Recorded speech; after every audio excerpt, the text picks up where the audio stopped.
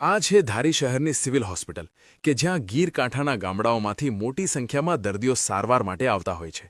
આ સિવિલ હોસ્પિટલનું તાજેતરમાં ઉદ્ઘાટન કરવામાં આવે છે અને રાજ્ય સરકાર દ્વારા એક ગાયનેક તેમજ 2 MBBS ડોક્ટરની નિમણૂક કરવામાં આવે છે.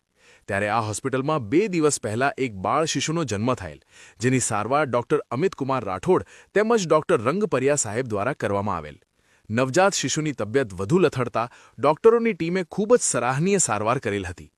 ત્યારે અમારી ચેનલના માધ્યમથી એક નવજાત શિશુને નવજીવન આપનારા ડોક્ટરો અને તમામ સાથી કર્મચારીઓને ખૂબ ખૂબ શુભેચ્છાઓ પાઠવીએ છીએ.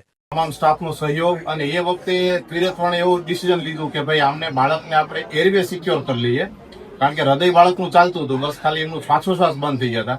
તો એરવે સિક્યોર કરી અને ઓક્સિજનની આપણે બાટલા સાથે જોડવાની જે નળી હોય એ નળીને બધું પહોંચે અને લાવીએ એમાં બહુ લેટ થઈ જાય. તો એ લેટ ન થાય આપણે એક કિંમત એક જે સમયની જેને કહે ને કે એક મિનિટની કિંમત છે એવી રીતે કરી અને આપણે એને શ્વાસોશ્વાસ કૃત્રિમ રીતે આપી અને આપણે બાળકને અમરેલી પહોંચાડી દીધું. એટલે એક આપણા ધારી તાલુકા માટે સારી વસ્તુ છે કે 108ની ટીમ તથા 2 ડોક્ટરો સાથે હાજર હોય છે અને આપણો સ્ટાફ પણ એટલો સહેમત છે, બરાબર સક્ષમ કે આ બધી વસ્તુ આપણે કરી શક્યા અને એક બાળકને આપણે જીવ બચાવી શક્યા.